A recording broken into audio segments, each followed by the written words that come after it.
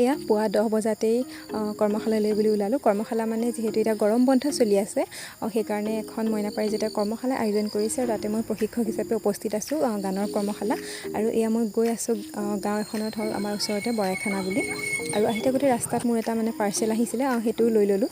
আৰু এয়া চাওক, ল'ৰা ছোৱালীকেইজনক অকণমান দেখুৱাই দিছোঁ, আজি গোটেইকেইজন নাই, যিকেইজন আছে এয়া দেখুৱাই দিছোঁ।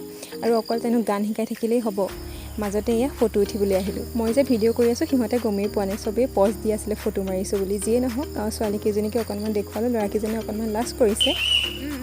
আৰু এইখিনিতে এটা কথা জনাওঁ, বিহপুৰীয়া অঞ্চলৰ মানে আমাৰ ওচৰে পাঁজৰে যদি কোনোবা ইচ্ছুক ল'ৰা ছোৱালী আছে, তেনেহ'লে মোৰ লগত যোগাযোগ কৰিব পাৰে প্ৰশিক্ষণৰ কাৰণে।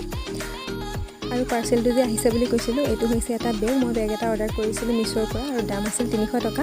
আৰু দাম চাই বেগটো বহুত ধুনীয়া আহিছে। আপোনালোকে যদি ল'ব বিচাৰে মই লিংকটো দি দিম। আৰু আজিলৈ আহিছোঁ, পুনৰ এটা নতুন ব্লগৰ সৈতে লগ পাম।